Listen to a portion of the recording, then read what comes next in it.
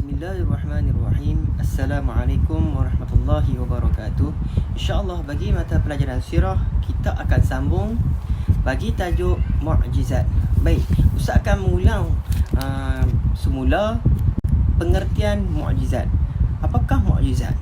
Mu'jizat dari segi bahasa bermaksud melemahkan, manakala dari segi istilah pula bermaksud perkara luar biasa yang dianugerahkan oleh Allah kepada para nabi dan rasul sahaja. Okey, baik. Bagi minggu ini kita akan sambung perbezaan mukjizat dan sihir. Baik, apa perbezaan mukjizat dan sihir? Baik, perbezaan yang pertama, mukjizat keistimewaannya khas hanya kepada para nabi dan rasul.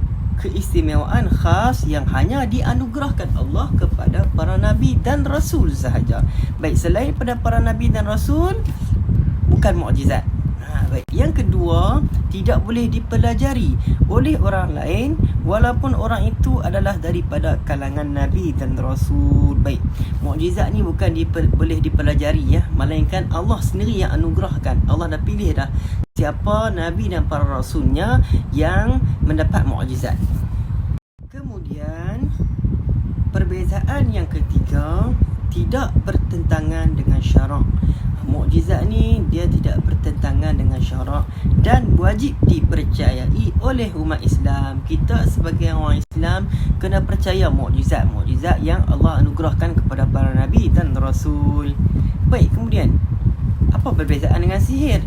Okey, sihir keizinan yang dikurniakan oleh Allah Subhanahu wa taala kepada manusia untuk melakukan perkara luar biasa. Jadi manusia boleh juga melakukan perkara biasa dengan izin Allah. Allah izinkan, maka manusia boleh melakukan perkara luar biasa.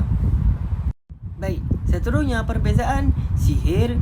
Sihir ni boleh dipelajari daripada orang yang mahir dalam ilmu tersebut. Berbeza dengan mukjizat. Mukjizat tidak boleh dipelajari, manakala sihir boleh dipelajari oleh orang biasa. Kemudian sihir bertentangan dengan syarak dan boleh membawa kepada syirik. Bezalah, mukjizat ni tak bertentangan dengan syarak, manakala sihir bertentangan dengan syarak dan boleh membawa kepada syirik. Kerana sihir ni seolah-olah kita ni menyekutukan Allah Subhanahu Wa Taala. Kita menduakan Allah Subhanahu Wa Taala. Kita mengambil jin ataupun syaitan ataupun iblis menjadi perantaraan untuk menolong kita. Jadi kita telah meminta tolong selain daripada Allah. Jadi itulah membawa kepada syirik. Baik, selesai perbezaan antara mukjizat dan sihir. Ustaz harap anak-anak murid Ustaz boleh mengetahui perbezaan mukjizat dan sihir tu ya. Baik, sekarang ni kita masuk kisah Nabi Musa alaihissalam dan Fir'aun. Baik, kisah mukjizat yang Allah bagi kepada Nabi Allah Musa alaihissalam. Baik, jom kita dengar. Dalam surah Taha, Allah Subhanahu wa taala menceritakan tentang Fir'aun yang mengumpulkan semua tukang sihir untuk mencabar Nabi Musa alaihissalam. Baik, pada zaman Nabi Musa dan pada zaman Fir'aun ni, jika mana masa tu Fir'aun mengumpulkan semua tukang sihir ketika itu untuk apa? Untuk nak mencabar Nabi Musa alaihissalam.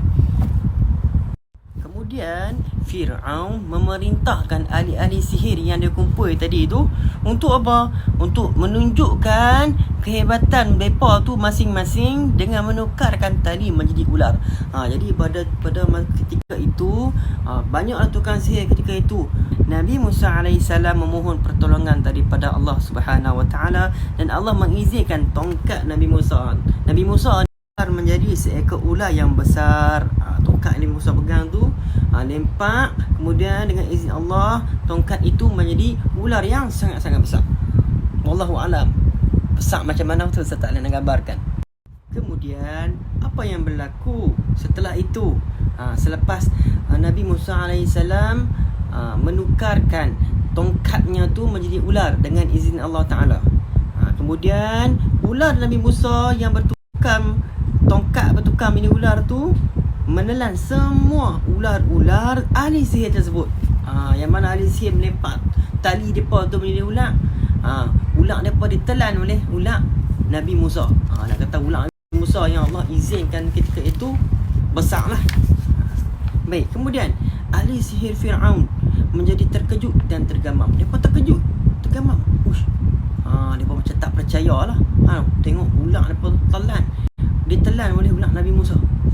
Mereka menyedari bahawa apa yang dilakukan oleh Nabi Musa alaihissalam itu bukanlah sihir semata-mata. Bukan sihir. Mereka mengakui, bukan sihir ni, tetapi ia adalah mukjizat. Ahli sihir, tukang ahli sihir itu pun mengakui bahawasanya Nabi Musa memperoleh mukjizat. Allah anugerahkan mukjizat kepada baginda Nabi Musa alaihissalam. Mukjizat yang Allah kurniakan kepada Nabi Musa. Akhirnya mereka berserah diri. Siapa mereka itu? Tukang ahli sihir lah, menyerah diri. Mereka berserah diri dan mereka berkata apa? Kami beriman kepada Tuhan Nabi Musa alaihissalam.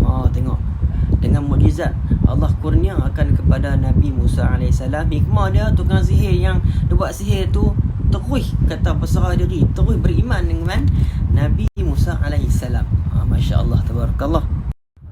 Baik, apabila tukang sihir Fir'aun mereka berserah diri dan beriman kepada Tuhan Nabi Musa alaihissalam, jadi apakah tindakan Fir'aun ketika itu bila melihat mukjizat yang Allah bagi kepada Nabi Musa?